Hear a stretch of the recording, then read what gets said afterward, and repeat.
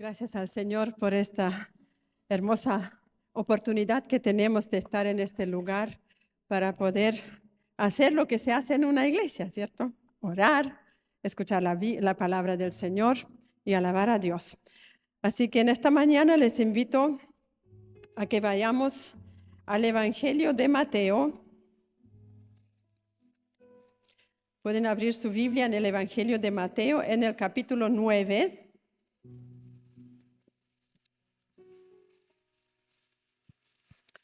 Sabemos que la Biblia tiene 4 evangelios, ¿cierto? Mateo, Marcos, Lucas y Juan. El Evangelio de Mateo y de Juan fueron escritos por testigos oculares, por los mismos apóstoles que anduvieron con Jesús. Espérenme, se me olvidó aquí echar a andar la grabación. Siempre grabo el mensaje en audio por aquellos que no pueden estar para que lo puedan tener rápidamente. Así que vamos a empezar de nuevo. La Biblia tiene 4 evangelios, Mateo, Marcos, Lucas y Juan.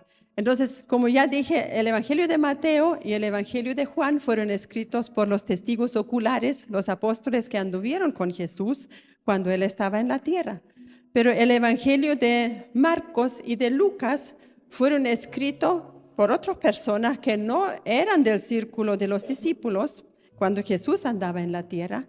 Ellos eran discípulos posteriores, pero ellos recopilaron las cosas de otros testigos oculares, especialmente del apóstol Pedro.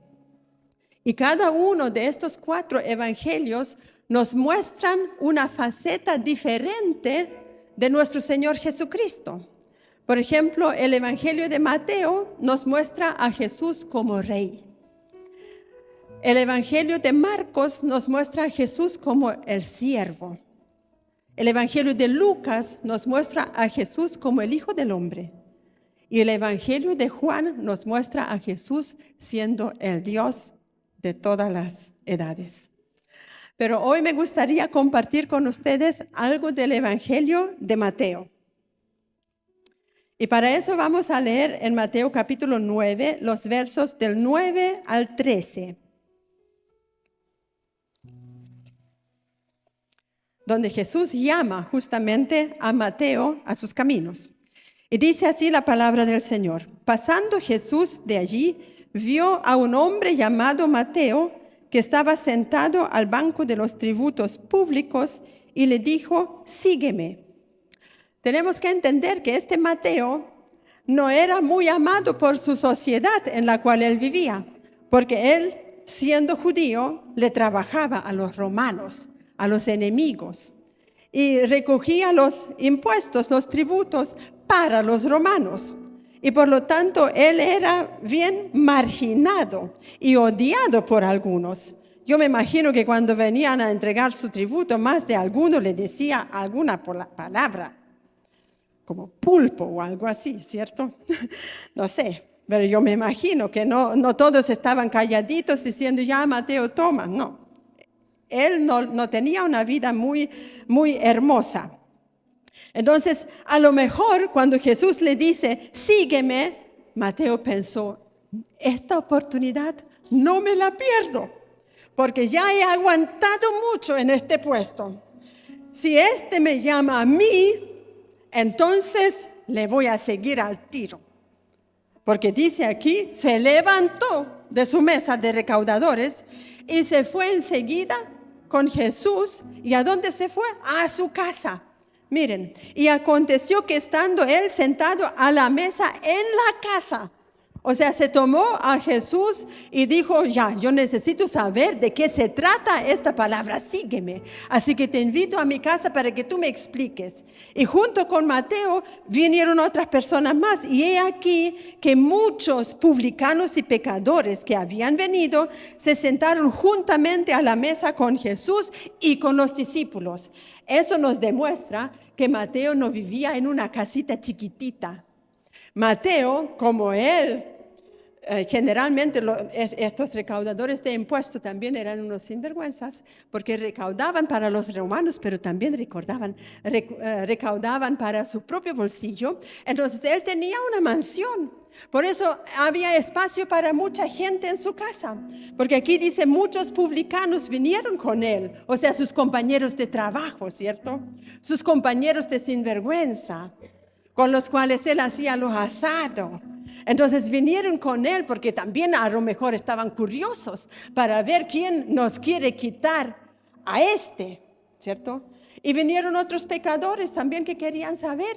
Y también los 12 discípulos del Señor. O sea, ¿se fijan? Mesa grande, casa grande.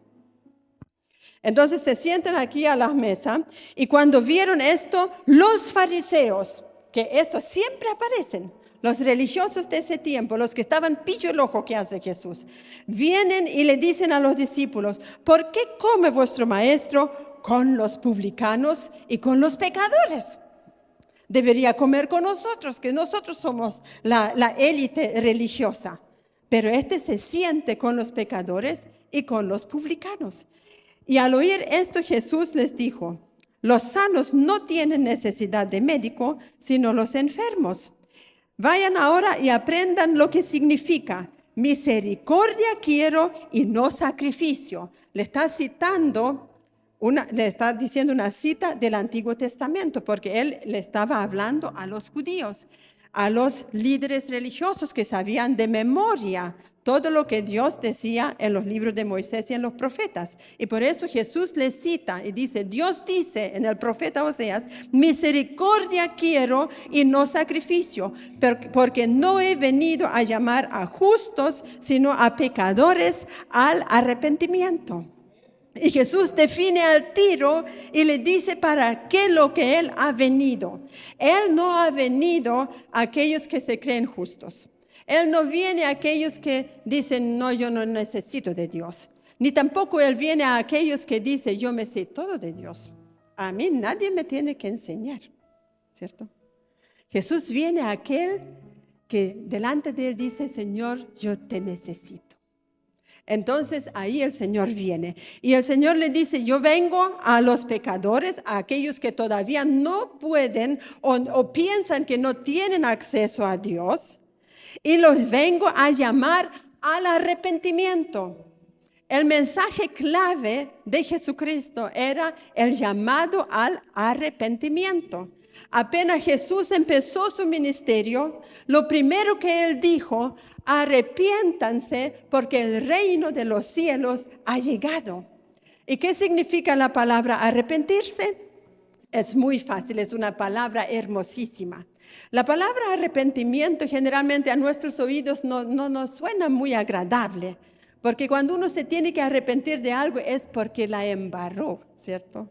Porque dijo algo que no debería haber dicho, porque actuó de una forma donde sabe que no debería haberlo hecho y necesita ir y pedir perdón a la persona que hirió, ¿cierto? Y eso generalmente a nosotros nos cuesta. Pero es justamente a eso lo que Jesús nos llama, porque en el arrepentimiento está una palabra que no está escrita ahí, pero significa restauración. Cuando uno se arrepiente y pide perdón, es restaurado. Y eso es lo hermoso de esta palabra. Entonces, cuando nos arrepentimos, cuando venimos a Jesús, en primer lugar, uno tiene que arrepentirse de una vida sin Cristo. Esa es la primera cosa que uno tiene que arrepentirse. Quiere decir, si yo he caminado en mi vida en esta dirección sin Dios, cuando me encuentro con Jesús, me arrepiento de haber vivido sin Él, porque no le conocía, y permito que Él entre a mi vida, y luego doy una vuelta completa y empiezo a caminar en la otra dirección, ahora con Dios. Y ahí la vida se pone bella, la vida se pone interesante, porque el Señor nos llama a ser sus discípulos para vivir una vida, como cantamos antes, sin cadenas, sin ataduras, con un tremendo Dios que va junto a nosotros. Entonces, Jesús cuando dice que Él viene y nos llama a arrepentirnos, es algo bonito, es algo precioso. Que cuando uno tiene la oportunidad que le presentan al Señor y puede venir esta luz de Cristo y uno lo recibe como Señor y Salvador, eso es lo más extraordinario que le puede pasar en la vida de la persona. Entonces, el Evangelio del reino de los cielos y Jesucristo como Rey es el tema central de todo de este libro de Mateo. Y en Mateo capítulo 24, cuando Jesús habla de los últimos tiempos, en el verso 14, el Señor dice, y será predicado este evangelio del reino en todo el mundo, y entonces vendrá el fin. Jesús define qué tipo de evangelio es. Fíjense, el evangelio no es el evangelio de una cierta iglesia. No es el evangelio de los católicos, tampoco es el evangelio de los evangélicos, tampoco es el evangelio de los pentecostales, de ninguna iglesia es el evangelio. El evangelio es, como dice este verso, el evangelio del reino de Dios. Y Jesús deja muy en claro que Él no vino a fundar una religión. Él vino a dar a conocer un reino que es muy diferente, que no es físico, no es algo que se puede ver con los ojos físicos nuestros, o donde uno pone un letrero y dice, aquí está el reino. No, cuando Jesús vino a sus discípulos, Él dijo, he aquí, el reino de los cielos se les ha acercado. No sé, si me hubiesen dicho a mí, yo habría preguntado, ¿y dónde está? ¿Cómo se ve? ¿Cierto? Pero no se ve con los ojos físicos porque es espiritual. Es invisible. En la persona de Jesucristo se acercó el reino de Dios, el reino de los cielos, la presencia de Dios, podríamos decir, a las personas. Entonces, eso es el reino. Y cuando Jesús anduvo en la tierra, Él explicó muy claro que en el mundo invisible existen dos reinos, mis amados. No tres, existen solo dos, los buenos y los malos. No hay una cosa entre medio, como decir es blanco o negro, no hay gris en el mundo espiritual. O yo pertenezco al reino de los cielos o pertenezco al reino del diablo. Son los únicos dos reinos que existen. Entonces, para yo encontrarme en el reino correcto, tengo que tomar la puerta correcta, que es Jesucristo. Él es el único que nos puede llevar al reino de los cielos. Y me gustaría leer con ustedes dos pasajes donde vemos cómo Jesús demuestra estos dos reinos y que se oponen entre sí. Están como diciendo en guerra el uno con el otro. Vamos a leer Mateo capítulo 9, el verso 32 en adelante. Mateo capítulo 9. Mientras salían ellos, he aquí que le trajeron un mudo, endemoniado. Y echado fuera el demonio, el mudo habló y la gente se maravillaba y decía, nunca se ha visto cosa semejante en Israel. Pero los fariseos decían, por el príncipe de los demonios, echa fuera a los demonios. Y Jesús no dijo nada, no les contestó. Y recorría Jesús todas las ciudades y aldeas, enseñando en las sinagogas de ellos y predicando, fíjense muy bien, el evangelio del reino. ¿Y cómo lo hacía? Sanando toda enfermedad y toda dolencia en el pueblo. En eso se nota que llegó el reino. Cuando suceden ese tipo de cosas, ahí donde está el reino mostrándose, manifestándose, ¿cierto? Porque si bien dije delante, el reino es invisible, pero tiene manifestaciones para que yo pueda decir con seguridad, aquí está el reino de Dios. Cuando suceden ese tipo de cosas, por ejemplo, cuando le traen este mudo, y este mudo tenía un demonio, y Jesús lo echa afuera, y la gente automáticamente está maravillada. Porque a ellos nunca antes habían visto algo así. Y si yo pregunto, ¿quién ha visto de ustedes a un demonio salir de una persona? Muchos, ¿cierto? De nosotros, gloria a Dios. Pero quizás alguno de ustedes no lo ha visto nunca. Entonces yo los invito que siga viniendo a los cultos porque en algún momento lo va a ver. Porque aquí entre nosotros está el reino de Dios y el reino de Dios se manifiesta. Aun cuando yo predico la palabra de Dios, el reino de Dios se está manifestando. Porque no solamente en liberación de demonios se manifiesta el reino también se está manifestando en nuestra mente. Cuando la palabra de Dios entra a nuestra mente y a nuestro corazón, está sacando las mentiras del diablo, esos pensamientos que te turban normalmente de noche, esos pensamientos que no te dejan creer. Entonces la palabra de Dios entra y trabaja en cada uno de nosotros. Eso también es un aspecto, cómo se manifiesta el reino. Cuando de repente usted no creía para nada en Jesús y de repente como que ahora creo, es porque el Espíritu Santo hizo una obra y abrió su corazón y puso fe en usted. Así se manifiesta el reino y uno nace de nuevo a una nueva vida con Cristo. Es la forma como el reino se manifiesta. Pero vamos a quedarnos aquí. Los fariseos enseguida le decían a la gente, no, este está metido con el diablo. Está trabajando con él. Y por eso está echando fuera a los demonios. Y en esta oportunidad Jesús no dijo nada. Pero luego se fue a otra ciudad donde nuevamente le traen un endemoniado. Y miren lo que sucedió aquí. Mateo 12. Los versículos 22 al 28. Entonces fue traído a él un endemoniado, ciego y mudo, y le sanó, de tal manera que el ciego y el mudo veía y hablaba. Y toda la gente estaba nuevamente atónita, y decía, ¿será este aquel hijo de David? Mas los fariseos al oírlo decían, este no echa fuera los demonios, sino por Beelzebú, príncipe de los demonios. Y sabiendo Jesús los pensamientos de ellos, les dijo, ahora habla Jesús, todo reino dividido contra sí mismo es asolado, y toda ciudad o casa dividida contra sí misma no permanecerá. Y si Satanás echa fuera a Satanás contra sí mismo, está dividido. ¿Cómo pues permanecerá su reino? Y si yo echo fuera los demonios por Beelzebú, ¿por quién los echan vuestros hijos? Por tanto, ellos serán vuestros jueces. Pero si yo, por el Espíritu de Dios, echo fuera los demonios, ciertamente ha llegado a vosotros el reino de Dios. ¿Se fijan lo que Jesús explica en este pasaje? Les dice a los fariseos, yo no tengo nada que ver con el otro. Yo echo fuera los demonios por el Espíritu de Dios. Por eso la iglesia tiene que estar llena del Espíritu de Dios.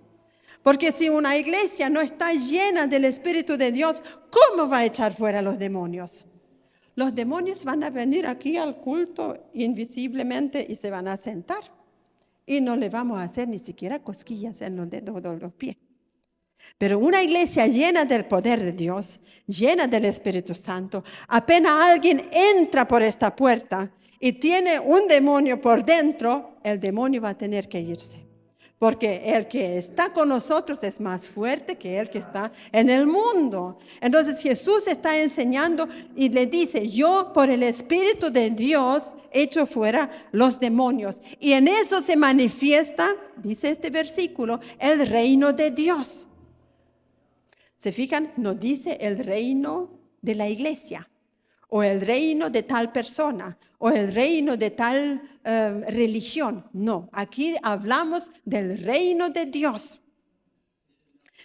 Y entre medio Jesús está diciendo, si yo hago esto por Beelzebú, y dice aquí, entonces el reino estaría dividido, porque un amigo no va a echar fuera a otro amigo, ¿cierto? Sabiendo que ellos tienen la misma meta, ellos se apoyarían mutuamente. Y si el reino fuera dividido, dice Jesús, ¿cómo pues permanecerá su reino? Hablando del diablo, su reino, dice Jesús. Y por eso sabemos que existe el reino del diablo y existe el reino de Dios. ¿Quiénes habitan en el reino del diablo? Toda la gente que no pertenece a Jesucristo el Señor. Y todos aquellos que no han nacido de nuevo. Hay mucha gente hoy que están sentados en alguna iglesia y sin embargo pertenecen al diablo porque nunca han nacido de nuevo. Jesús dice bien claro a Nicodemo cuando vino de noche a preguntarle, ¿qué tengo que hacer para estar en el reino? Jesús le dice, te es necesario nacer de nuevo. ¿Y cómo uno nace de nuevo? Cuando entrega su vida al Señor y dice, Señor, me arrepiento de haber vivido sin ti, entrego mi vida y pido, Espíritu Santo, que tú ahora entres a mi vida y nazco a una vida nueva con Cristo. Y de aquí en adelante camino con Él y bajo la palabra de Dios. Y me dejo discipular, enseñar, quiere decir, en alguna iglesia donde el poder de Dios está. Entonces, la gente que nunca ha hecho eso, viven bajo el gobierno del diablo. ¿Y quiénes viven en el reino de Dios? Son todos los hijos de Dios. Como delante hemos cantado con tanta convicción, yo sé quién soy, yo soy hijo de Dios. Los hijos de Dios viven en el reino de papá, de nuestro Padre del cielo. Por eso podemos decir, Padre nuestro que estás en los cielos, yo vivo en tu reino porque te pertenezco. Soy un hijo, una hija de Dios. Entonces, esa es la gente que vive en el reino. Y además están todos los ángeles del Señor también ahí. Y quienes, además de las personas, están en el reino del diablo son sus demonios, los invisibles que trabajan para él. Entonces, esos son los dos reinos que el Señor demuestra en la palabra del Señor. Yo escogí solamente estos dos pasajes porque podríamos estar toda una semana exhortando pasajes que nos muestran esta realidad de los dos reinos. Y Pablo le escribe a los Colosenses en el capítulo 1, verso 13, que Cristo nos ha librado de la potestad de las tinieblas y trasladado al reino de su amado Hijo. ¿Se fijan? Si yo he vivido aquí bajo las tinieblas, entonces cuando yo acepto a Jesús como mi Señor, me toma Dios y me traslada al otro lado, al reino de Dios. Y la entrada al reino de Dios, como ya dije, tiene una puerta que Jesús revela en el Evangelio de Juan. Y esa puerta tiene una clave de 5 letras en español. En otros idiomas tiene más letras, pero en español tiene 5 letras. Y no es M-A-R-I-A, María. Tampoco es P-E-D-R-O, Pedro, tampoco. Sino que es J-E-S-U-S, es Jesús. Jesús es la clave para que la puerta, que es el mismo, pueda abrirse y uno pueda entrar al reino de Dios. Por eso es importante confesar a Jesucristo como mi Señor, entonces ahí yo entro al reino de los cielos. Y una vez entrado al reino a través de Jesús, empiezo a hacer las cosas que Jesús hacía. Y cuando Jesús vino a la tierra, al principio de su ministerio, ¿qué fue lo primero que hizo Jesús? Se bautizó, ¿cierto? Para demostrar que Él es el Hijo de Dios y para darnos ejemplos a todos nosotros que somos sus hijos. Quiere decir, después que yo acepto a Jesús como mi Señor y Salvador, lo siguiente es que me lleven al lago de Villarrica o a cualquier río, a una tina donde hay mucha agua y me bautizo, al igual como Jesús lo hizo, y nazco a una vida nueva. O sea, demuestro que he nacido de nuevo. Demuestro mi deseo y mi intención, mi determinación de ser un hijo de Dios. Esos son los primeros pasos. Y después siguen otros más. Si usted quiere saber, usted puede preguntar en cualquier momento que quiere. Pero ahora vamos a seguir con el mensaje. Y Pablo también dice en 1 Corintios capítulo 2, los versículos 4 y 5. Ni mi palabra, ni mi predicación fue con palabras persuasivas de humana sabiduría, sino con demostración del Espíritu y de poder, para que vuestra fe no esté fundada en las palabrerías de los hombres, sino en el poder de Dios. Para Pablo era muy importante que la iglesia en Corinto sepa que el reino de Dios no son palabrería, no es un mensaje intelectual de la palabra de Dios, no es un estudio para que usted sepa cosas de Dios. No, el reino de Dios, dice Pablo, se tiene que manifestar. Cuando nosotros predicamos la palabra de Dios, se tiene que manifestar el reino de Dios. ¿Y cómo se manifiesta? Como ya dije, empieza el Señor trabajando en las vidas de las personas para tener un encuentro con Cristo. Luego los demonios tienen que huir y luego los enfermos sanan.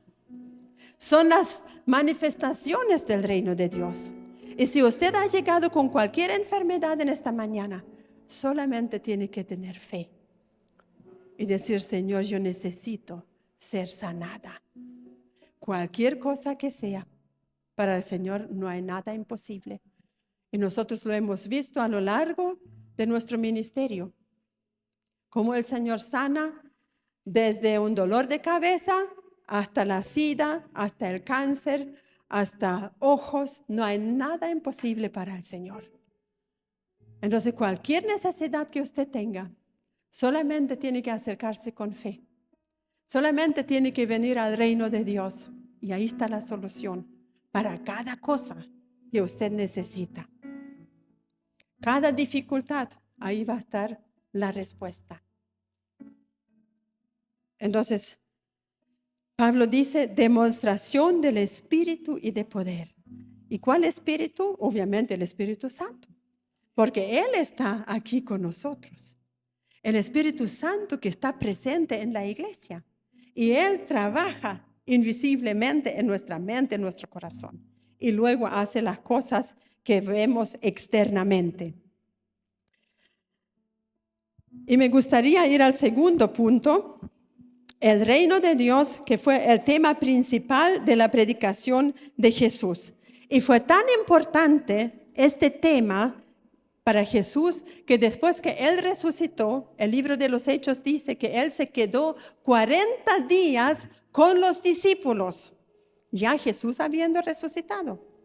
Pero Jesús no dijo: ya, hice mi trabajo, finalicé, morí, entregué mi vida por ustedes, los liberé, ahora tienen acceso al Padre, ahora resucité y ahora comamos bien comido y vamos a festejar, nos vamos a relajar, nos vamos a ir de pesca, nos vamos a ir a relajar al mar de Galilea. Me gustaría juntarme con tal persona, quiero ver qué tal este otro que se me cruzó esa vez por el camino. No. La Biblia dice que Jesús se quedó 40 días con los discípulos y hablándole un solo tema: el reino de Dios. Para eso se quedó. Y Él hizo como un seminario con los discípulos. Y quizás le dijo: ahora necesito recordarles algunas cosas que yo sé que ustedes no entendieron nada cuando estaba con ustedes. ¿Se acuerdan cuando yo les dije: el reino de los cielos es como una semilla de mostaza? Empieza chiquitito, pero luego cuando crece se hace un árbol y es la más grande de las hortalizas. Y los pajaritos del cielo vienen y se ponen en sus ramas. Así es el poder del reino de los cielos. Empieza chiquitito con Jesús, pero luego crece. Y cada uno de nosotros debería ser parte de ese gran árbol del reino de Dios, para que aquellos que tienen necesidad pueden venir y descansar en nosotros. O Jesús le dijo: ¿se acuerdan cuando yo les dije que el reino de Dios es como la levadura? Ahora quiero decirles algo, mis amados. En alemán no dice levadura. O sea, y en el original griego tampoco dice levadura. Dice: el reino de Dios es como la masa madre. Y yo encontré un secreto. ¿Por qué no puede ser la levadura? ¿Quién sabe lo que es masa madre? ¿Sí? Le explico cortito. Cuando usted hace pan, necesita levadura o masa madre. Y la levadura, esos son hongos, ¿cierto? Que ayudan para que el pan se leude. Y la masa madre no son hongos artificiales como la levadura, sino la masa madre es tomada de la misma harina. Se toma harina y agua y se mezcla y se deja fermentar. Luego uno le agrega un poquito más de harina y un poquito más de agua, se revuelve y se deja fermentar. Y después de un par de días se forman los hongos que usted necesita para que fermente la masa del pan. Entonces, ¿por qué yo le digo que Jesús dijo es masa madre? Porque es tomado de la misma harina. Supongamos que todos nosotros somos la harina, ¿cierto? Y Jesús le dice a los discípulos, es como cuando una mujer toma la masa madre, de la misma harina, y la pone en la harina y empieza a leudar toda la masa. Porque cuando Jesús vino a la tierra, Él se hizo como uno de nosotros. Se hizo carne como uno de nosotros.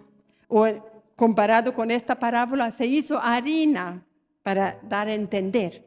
Como uno de nosotros, porque un hombre tenía que morir en la cruz del Calvario para derrotar a Satanás. ¿No podría Jesús ir a la cruz siendo Dios? Tenía que ser hombre, porque un hombre, Adán, le entregó a Satanás la autoridad y un hombre tenía que arrebatársela otra vez. ¿Me entienden? Por eso Jesús dijo, el reino de Dios es como masa madre, que uno lo pone en la harina y empieza a leudar toda la masa. O después quizás le dice, discípulos, ¿recuerdan cuando yo les dije? El reino de Dios es como una preciosa perla, que un mercader que juntaba perlas preciosas encontró una que era la más preciosa de todos y vendió todo lo que tenía con tal de obtener esa perla preciosa. ¿Qué quiere decir eso? Usted tiene que entregar todo lo que le es preciado para obtener a Cristo. Por eso la Biblia dice que nosotros tenemos que morir en Cristo. Entregar nuestros propios deseos, entregar nuestros propios proyectos para que sus proyectos para nosotros puedan hacerse realidad. Y sus proyectos son mejor que de lo que usted se está imaginando. Yo sé de mi propia vida, yo tenía proyectos de vida cuando tenía 25 años. Yo tenía grandes deseos de ser una misionera soltera, revolucionar Sudamérica, y el Señor tenía otro propósito, Él tenía otro plan. Pensó que es necesario para tratar mi carácter, darme un esposo y 5 hijos para que me traten bien tratado, porque habían cosas en mi vida que había que perfeccionar. ¿Cierto? Entonces a veces uno tiene un plan, un ideal, pero quizás no es el de Dios. Y el Señor va a cambiar las cosas. Y hay que entregar lo más preciado que uno tiene. Quizás sus sueños o sus proyectos. No sé qué podría ser. Su trabajo. Yo entregué hasta mi trabajo con tal de servir al Señor. O quizás el Señor le dijo, ¿se acuerdan cuando les dije el reino de los cielos es como el campo? Que uno fue y encontró un tesoro y luego lo volvió a esconder, vendió todo lo que tenía y compró ese campo con el tesoro. ¿Se fijan? Que también se trata de todo lo que uno tiene. Señor, ¿qué dijo? Oh, qué difícil es entrar un rico al reino de los cielos, porque las riquezas son un gran peligro. No digo, Jesús nunca dijo que las riquezas son pecado, pero pueden ser un peligro. Nosotros no debemos trabajar para aumentar nuestra riqueza. Nosotros tenemos que trabajar para sostenernos y el Señor va a dar lo que uno necesita. Tampoco hay que flojear. Hay que trabajar, dice la palabra. Porque alguien que no trabaja es peor que un incrédulo. Hay que trabajar para proveer para la propia familia, pero no hay que ser avariento. Y Jesús muchísimas veces advirtió de la avaricia. Y el reino de los cielos no es un reino de avaricia. Jesús nos llama a su reino para que Él sea el Señor. Yo sé que hay gente de aquí entre nosotros que tienen negocios, que son empresarios. ¿Qué es primero en su vida? ¿La empresa o el Señor? Si usted le permite al Señor guiar junto con usted la empresa, le va a ir bien. Pero si usted guía la empresa a su propia pinta, no va a prosperar. Y si prospera y sigue prosperando y prosperando y prosperando y todo para usted y nada para Dios, entonces el Señor le dice, difícilmente vas a ver el reino de los cielos. Por eso hay que tomar decisiones. ¿Qué es más importante para usted? ¿Es el reino? ¿Se esfuerza en el reino? ¿Usted qué más quiere ver en esta vida? ¿Quiere conocer Europa, Asia? No sé. ¿Qué le gustaría hacer en la vida? Yo encuentro que lo más interesante en esta vida es el reino de Dios. Lo más interesante es ver a un enfermo sanado.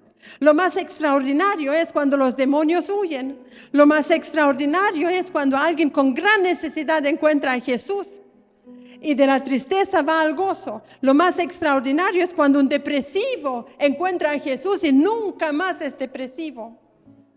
Eso es mucho más que $1,000,000 en el banco. Es mucho más. La manifestación del reino de Dios para mí es lo más extraordinario que hay en esta tierra. Y eso es el llamado que Jesús le hacía a sus discípulos durante todo su ministerio en la tierra, y luego resucitado 40 días le inyectaba cuán importante la manifestación del reino de Dios en sus vidas. Y yo estoy segura que Jesús le dijo, no funden religiones, funden o demuestren el reino de los cielos. Ahora, lógico, uno después le pone algún nombre para que la gente nos identifique, pero cuando usted predica, le habla a sus amigos, a sus vecinos, le habla a sus compañeros de trabajo, le habla a su familia, no le hablen de la iglesia, háblenle del reino de Dios. Y si alguien a usted le pregunta, ¿y a qué iglesia vas tú? Yo voy a la Vida Nueva, pero lo más importante para nosotros es el reino de Dios. Y quizás usted es el único en su familia o en su trabajo. Fíjense, me acuerdo del profeta Jonás. Cuando Dios le mandó a él que vaya a Nínive con un mensaje de arrepentimiento, porque la ciudad estaba totalmente vuelta loca, y el Señor lo manda a que él vaya con este mensaje de arrepentimiento. Jonás era la única salvación para esa ciudad. ¿Y qué hizo cuando iba navegando con todos los demás que no eran gente de Dios, con todos los demás marineros, que eran muchos en el barco? Y vino una tremenda tormenta. Y el único que podría haber sido la esperanza de ellos se fue al último abajo a dormir, porque no quería ir a llevar este mensaje de arrepentimiento. Entonces, cada uno de nosotros quizás somos como Jonás, el único que puede llevar una palabra de arrepentimiento a su alrededor. Cuando yo trabajaba en Alemania, cuando conocí al Señor en Alemania, trabajaba en un gran banco. Y después que yo conocí al Señor, mi primer deseo era que todos mis compañeros supieran de Cristo. Y me dediqué a confrontarlos enseguida con el Señor. Porque una vez yo conocí al Señor un par de días antes de Pentecostés, que vamos a celebrar el próximo mes, ¿cierto? El Pentecostés, cuando descendió el Espíritu Santo. Entonces yo había conocido al Señor, y estando en mi trabajo en la oficina, escucho una compañera le dijo a la otra, oye, el próximo domingo es Pentecostés y en Alemania luego lunes feriado de Pentecostés. Menos mal que vamos a tener el lunes libre. Qué bueno que tengamos Pentecostés. Y la otra le dice, oye, ¿y tú sabes lo que es Pentecostés? No tengo idea, dijo. ¿Y qué me importa a mí? Con tal de tener un día libre, con eso yo estoy feliz. ¿Qué me importa a mí lo Pentecostés? Y yo las escuchaba y decía dentro de mí, ¿qué será Pentecostés? No tenía idea porque estaba recién conociendo al Señor, todavía no sabía mucho de la Biblia. Y dije, después de trabajo, lo primero que voy a hacer, voy a ir a la librería cristiana y voy a buscarme un libro de Pentecostés, porque tengo que saber para mañana decirle a la ignorante que lo que es Pentecostés. Y partí a la librería, me compré un pequeño librito y me puse a leer mientras esperaba el bus. Empezó a leer, a leer, a leer, a leer. Dejé pasar varios buses para irme a mi casa porque estaba fascinada con lo que significa Pentecostés, la venida del Espíritu Santo, la manifestación del reino de Dios en la vida de los discípulos, que aquellos discípulos que antes eran incrédulos, cobardes, luego eran como gatitos y ahora después de Pentecostés se convirtieron en leones de fe. Entonces eso es Pentecostés y yo dije, eso es lo que yo necesito. Y me inscribí al tiro al siguiente seminario de Pentecostés, que menos mal que hubo. Y allí fui, ahí donde el Señor me llenó con su espíritu, y de ahí no me paró nadie más. Y al otro día fui a donde mis compañeras, les dije, oye, ustedes saben que vamos a tener un día feriado de Pentecostés, ¿cierto? ¿Y tú sabes lo que es Pentecostés? Sí, le dije, yo te explico. Y ahí les empecé a predicar. ¿Me entienden? Quizás usted es el único que puede explicar quién es Jesucristo. Pero luego de decir quién es, también tiene que demostrarlo. Algo tiene que suceder. Y yo no me quedé tranquila, empecé a orar por mis compañeros hasta que me gané mi primera compañera. Y fundé un grupo de oración en el mismo banco, pedí permiso a mi jefe. Y todos supieron que el gran cambio que Dios había hecho en mí. Y luego empezaron a suceder milagros en el mismo banco, en mi mismo trabajo. Así que si usted es un hijo de Dios y ha cantado delante, yo sé quién dices que soy. Si usted sabe quién es, demuéstrelo. Háblele a la gente, llévele salvación, llévele una palabra de aliento. Demuestre en su vida quién es Jesús. Si ha sido sanado, cuénteselo. Si ha sido liberado, dígalo. Diga lo que Jesús ha hecho en su vida, porque eso es el reino de Dios y así se transmite el reino de Dios. Cuando los discípulos querían aprender a orar, Jesús le enseñó a pedir eso. Le dijo, Padre nuestro que estás en los cielos, santificado sea tu nombre. ¿Y qué viene luego? Venga tu reino. Venga tu reino. Fue lo primero que los discípulos deberían haber pedido. Entonces, cuando usted va a orar y no haya qué decir, porque yo sé que más de alguno le pasa, dice 2, 3 frases, después, Señor, ¿y ahora qué digo? Diga, venga tu reino.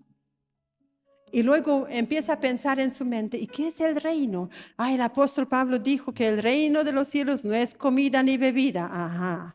O sea, no debo comer mucho, no debo pensar en tomar mucho, ¿cierto? Porque Pablo dijo, no es comida ni bebida, sino gozo, paz en el Espíritu Santo. Entonces, venga tu reino, Señor, a mi vida. Espíritu Santo, ven a mi vida. Lléname con gozo, que estoy triste, que estoy sola. No importa, pero tú estás conmigo. Entonces, házmelo sentir. Señor, llena mis sentimientos. Todo lo que no es tuyo, que salga. Venga tu reino, Señor. Quiero echar fuera demonios. Quiero sanar los enfermos. Quiero predicar del arrepentimiento. Ese es tu reino, Señor. Venga a mi vida, tu reino. ¿Me entiendes? Yo puedo estar media hora pidiendo venga tu reino, porque luego digo que venga tu reino a mi esposo, Señor, que se manifieste más todavía, mis hijos, que se manifieste el reino en mis hijos, mis nietos, Señor, y con cada uno me demoro. Así que usted no diga que no haya que orar. Luego Jesús dice en esa misma frase, hágase tu voluntad. Oh Señor, no quiero hacer mi voluntad. Y usted puede poner su mano en su cabeza porque ahí está el problema. Que sus pensamientos siempre quiere hacer lo que usted quiere. Señor, no voy a hacer lo que yo quiero. Pon tus pensamientos en mis pensamientos. Renuévame, Señor. Voy a leer tu palabra. Ayer no la leí, pero hoy la voy a leer, aunque sea un versículo. ¿Me entiende? Entonces ahí empieza el Espíritu Santo a moverse. Y usted va a percibir la presencia de Dios en su habitación, o en el campo donde quiera que ande, o en la máquina donde está sentado, en cualquier parte donde usted esté. Ahí el Espíritu Santo se va a empezar a manifestar, en la oficina, en cualquier parte. ¿Me entienden?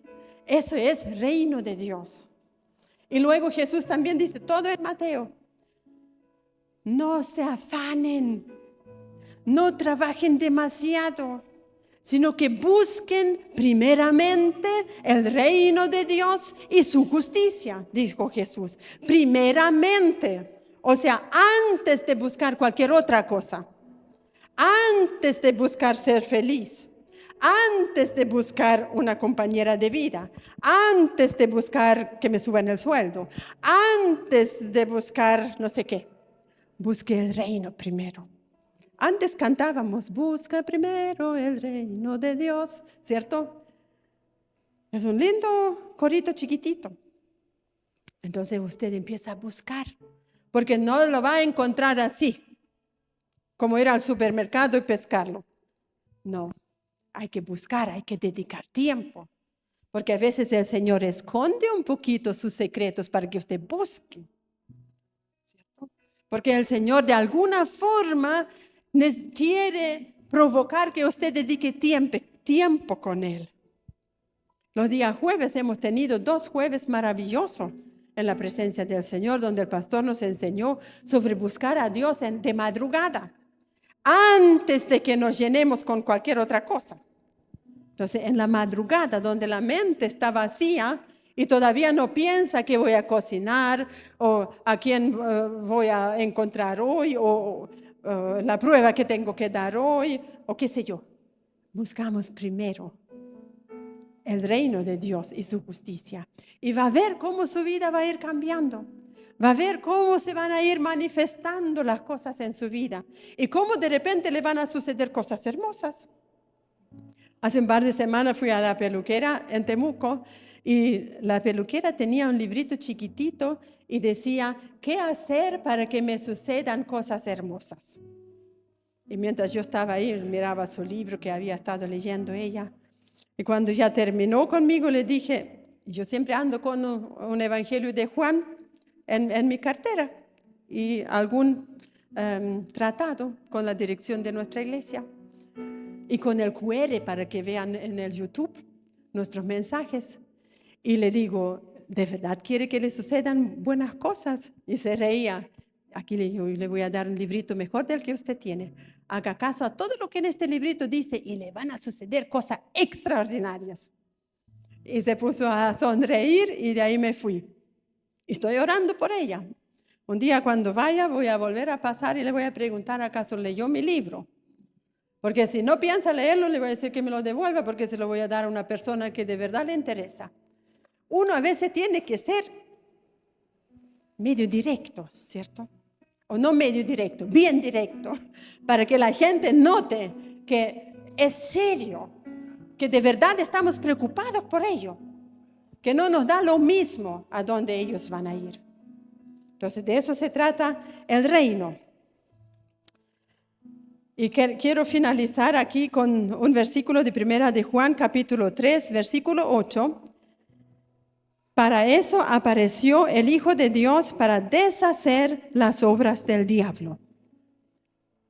Juan dice específicamente para qué vino Jesús a la tierra. O sea, una de las razones, para deshacer las obras del diablo. ¿Y cuáles son las obras del diablo? En primer lugar, lo más trágico es cuando él logra cegarle el entendimiento a las personas y no pueden ver a Jesucristo. La incredulidad. Eso es lo más trágico porque uno ni siquiera puede ver la puerta para entrar al reino de Dios. Y luego todo tipo de pecado es lo que el diablo mete en nuestras vidas cuando nosotros le pertenecemos.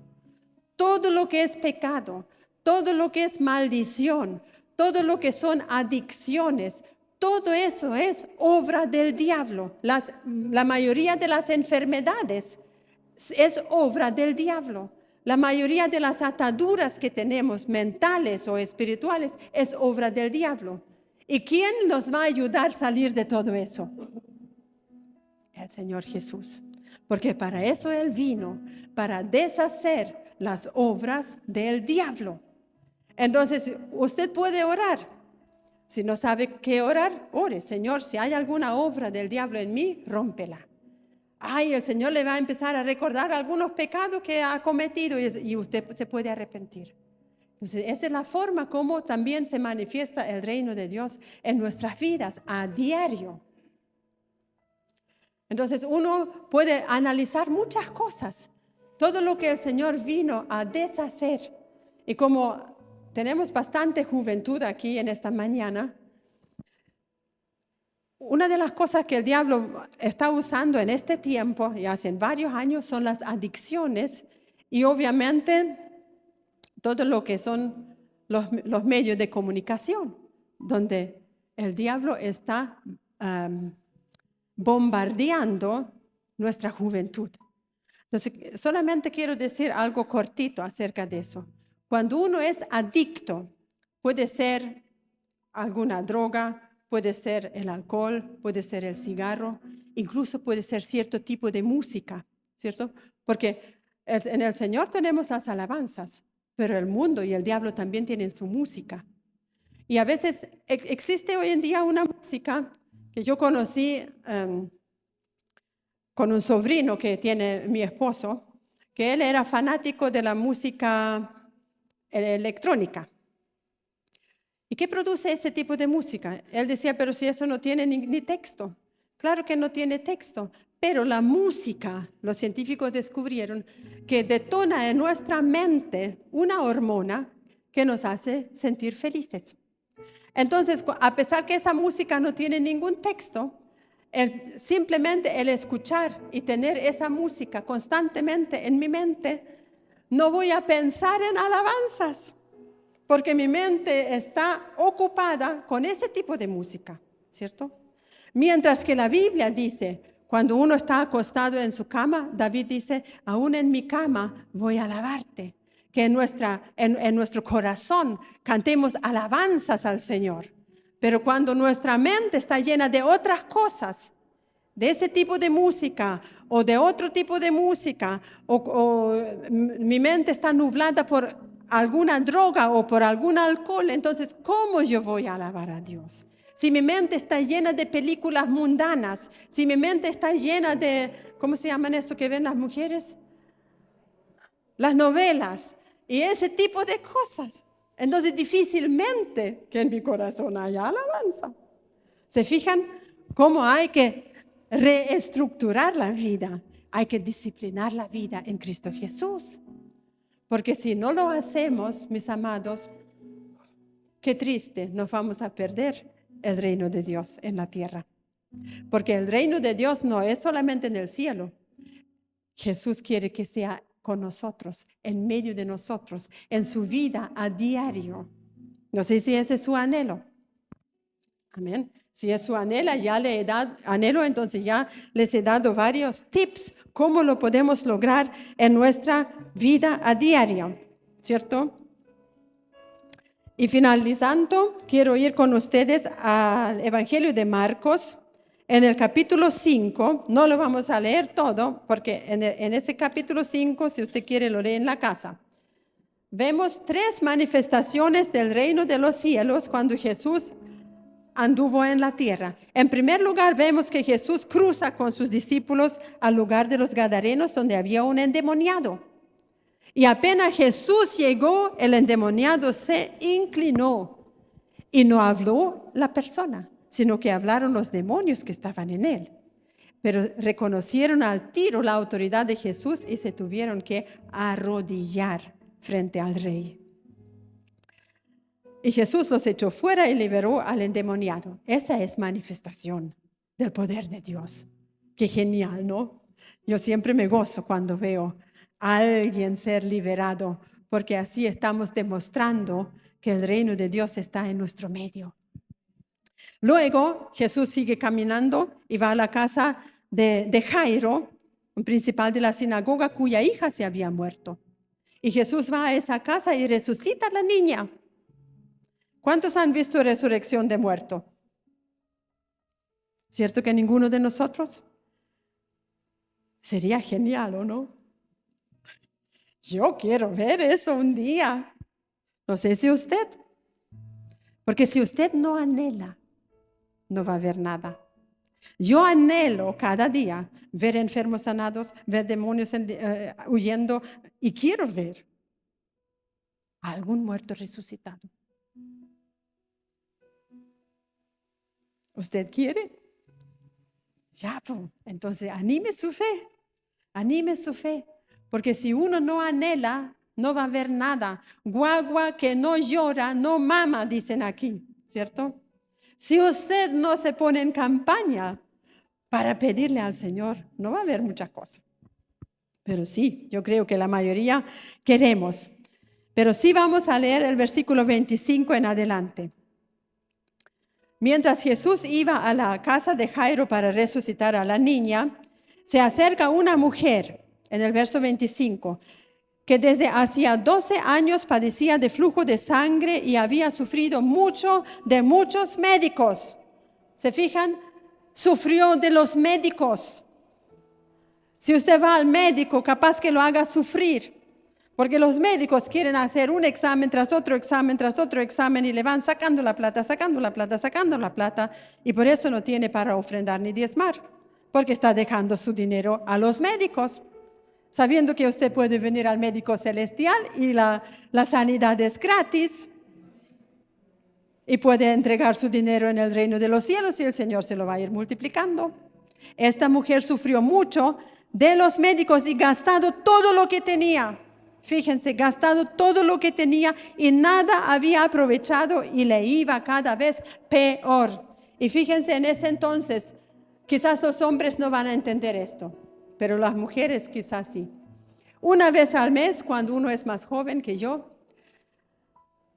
hay un cierto flujo de sangre en las mujeres, pero a veces hay mujeres que sufren de hemorragia durante semanas, meses, y esta mujer sufría 12 años de flujo de sangre. Y en esa cultura, bajo la ley de Moisés, ella era una mujer inmunda. Ella no podía tener comunión con su familia. La Biblia no revela acaso tenía esposo. Pero si ella, suponiendo que tuvo esposo, ella no podía estar con su esposo. Su esposo no podía hacerle cariño a ella, porque habría sido él también inmundo. Donde ella se sentaba, nadie podía tocar porque era considerado inmundo. Entonces la mujer, aparte de estar excluida de la vida familiar y de la sociedad, estaba débil. De seguro que tenía anemia, ¿cierto? Así se le dice, Débora, anemia. Flaquita, debilucha. Y fuera de la comunión con personas, porque era inmunda. Y cuando ella escucha que viene Jesús, piensa, aun cuando yo no me es permitido meterme con la gente, voy a ir igual, porque Él es mi esperanza. Él es el único quizás que me va a ayudar a mí. ¿Y qué dice la Biblia aquí? Y cuando oyó hablar de Jesús, vino por detrás entre la multitud y tocó su manto. ¿Por qué no tocó sus pies? Porque estaba prohibido. Ella no podía tocar a nadie porque era inmunda. Y si lo hubiese hecho, la habrían apedreado. Entonces ella tocó solamente su manto, porque ella decía, si tocare tan solamente su manto seré salva. Y enseguida la fuente de su sangre se secó y sintió en el cuerpo que estaba sana de aquel azote. ¿Qué es un azote? Constantemente, que te está azotando, constantemente te está pegando, constantemente te está haciendo sufrir y tú no puedes salir de ahí porque hay un azote en tu vida. Y el único que te va a ayudar a sacar ese azote es el Señor Jesús. Y la mujer con toda su fe vino y luego Jesús, conociendo en sí mismo el poder que había salido de él, volviéndose a la multitud y dijo, ¿quién ha tocado mis vestidos? Y sus discípulos le dijeron, ¿ves que la multitud te aprieta y tú dices, ¿quién me ha tocado? Pero él miraba alrededor para ver quién había hecho esto. Entonces la mujer, temiendo, por eso temía, porque ella no debería haber estado ahí, temiendo y temblando. ¿Por qué estaba temblando? Yo creo que ella temblaba bajo el poder de Dios. bajo el poder del Espíritu Santo. Y sabiendo lo que en ella había sido hecho, vino, se postró delante de él y le dijo toda la verdad. Y él le dijo: hija, tu fe te ha hecho salva, ve en paz y queda sana de tu azote. ¿Ven el cariño de Jesús? Que le dice hija. El Señor no le dijo: si yo sabía que tú eres una mujer inmunda, pero qué bueno que viniste y me tocaste. Él no la expuso, pero sí anotaron la historia en la palabra de Dios para nosotros, para que nosotros sepamos que si hay algún azote en su vida, hoy puede ser el tiempo que puede quedar libre. Y mientras Felipe y Débora nos cantan una canción, usted puede quedarse sentado, se puede parar, se puede arrodillar. Si gusta, puede venir aquí adelante y converse con el Señor. Y dígale: Señor, yo tengo un azote en mi vida. Y nómbreselo: este es mi azote. Y yo quiero ser libre de él. ¿Tú me podrías tocar? Y el Señor le va a decir: hija, sí. Hijo, sí. Hoy te puedo hacer libre de tu azote. Solamente tenga fe y acérquese con confianza, porque Jesús le ama.